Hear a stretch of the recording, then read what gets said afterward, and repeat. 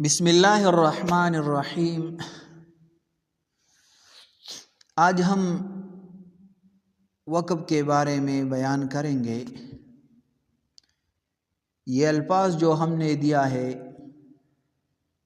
اس میں ہم وقف کیسے کریں گے اس کا طریقہ بتائیں گے، اور یہ طریقہ آپ سیکھ لیں۔ لیکن اس سے پہلے اگر آپ لوگوں نے ہمارا چینل ابھی تک سبسکرائب نہیں کیا ہے، لہٰذا آپ ہمارا چینل سبسکرائب کریں۔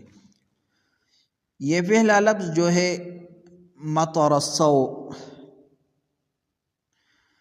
یہاں پر آخری حرف جو ہے حمزہ ہے اور اس کے نیچے زیر آیا ہے، تو جب ہم وقف کریں گے تو حمزہ پر زیر نہیں پڑھیں گے، وقف اس طرح کریں گے مطر السو،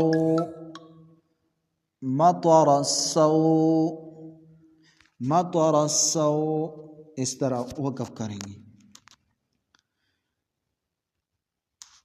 یہ دوسرا لفظ جو ہے اس پر ہم جب ہم وقف کریں گے تو آخری حرف را ہے اور را پر زبر ہے، تو ہم زبر نہیں پڑھیں گے، اس طرح وقف کریں گے علمکم السحر، علمکم، علمکم السحر، علمکم السحر۔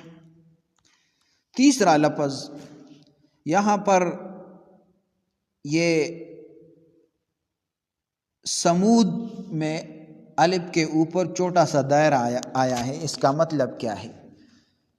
یہ قرآن مجید میں بعض جگہ میں آتا ہے، اکثر جگہوں میں آتا ہے۔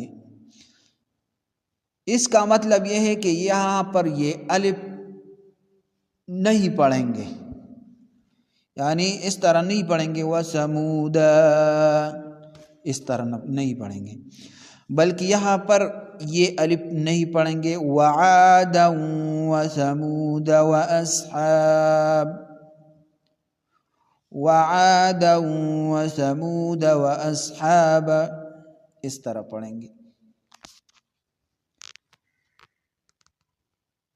تیسرا لفظ یہاں پر جب ہم وقف کریں گے تو اس طرح وقف کریں گے، یہاں پر لام مشدد آیا ہے اور اس پر وقف ہے، تو جب ہم وقف کریں گے تو لام پر ہم زبر نہیں پڑھیں گے، اس طرح پڑھیں گے کیف مد الظل، کیف مد الظل، کیف مد الظل۔ یہ چند الفاظ ہم نے بتائے، یہ سیکھ لے اور دوسروں تک پہنچائے تاکہ وہ بھی اس سے فائدہ حاصل کرے۔ جزاکم اللہ۔